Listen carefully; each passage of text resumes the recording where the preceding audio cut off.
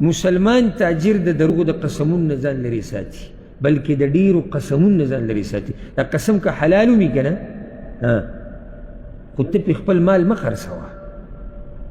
حدیث کې راځي، ګوره رسول صلی الله علیه وسلم یو خو د دروغو قسم خوري، هغه قسمونه هم خوري، د دروغو هم خوري، د ده خو ګناه ډیره ده. یو سړی قسمونه په رښتیا خوري، خو د الله دا نوم د رزق د ګټلو یو ذریعه ګرځولی. زما دې په الله قسم په 50 دی، او زما دې په الله قسم 10 پکې تا ته پاتې، او زما دې په الله قسم چې د فلاني ملک نه مې راوړی، د رښتینی دی. خو ګوره د الله په نوم باندې دی دا مالونه خرڅوي را خرڅوي. حدیث کې سره صحیح بخاري صحیح مسلم کې دی، الحلف منفقة للسلعة ممحقة للبركة. وی قسم سره مال خرڅیږي، رسول الله وسلم وی، خو قسم برکت ختموي.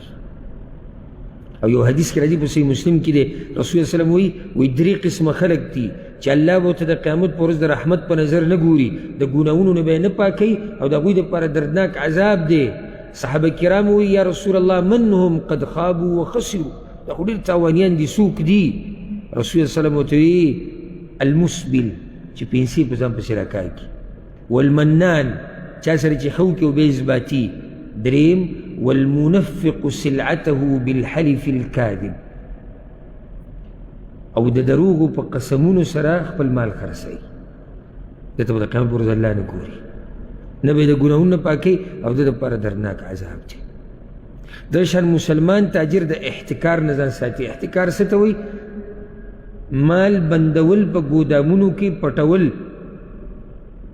او د خلکو د ضرورت نه غلطه فایده اخیسته، بیا څه وخت بعد د هغې راویسته او په خلکو باندې ګران خرڅول.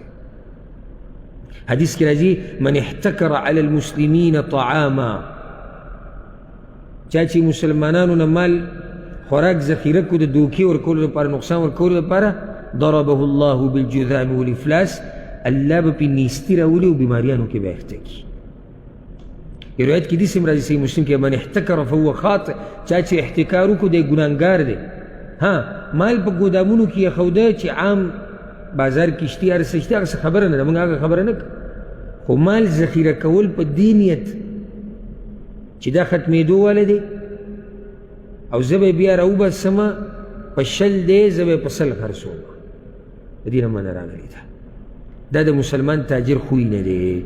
نو مسلمان تاجر مقصدی خبره دا شوه چې مسلمان تاجر د هر ناروا کار نه ځان لرې ساتي، د دوکو دړکو نه، د سود نه، د دروغو نه، د خیانت نه. دا یو څو صفات او خویونه چې دا د مسلمان تاجر سره تعلق ساتي، او بعض پکې پاتې شوي وي، خو دغه اهم دي. الله رب العزت په موږ کې دا خویونه او دا صفات راولي، والله دې موږ د حرامونه لرې وساتي. هذا والله أعلم، وصلى الله وسلم على نبينا محمد.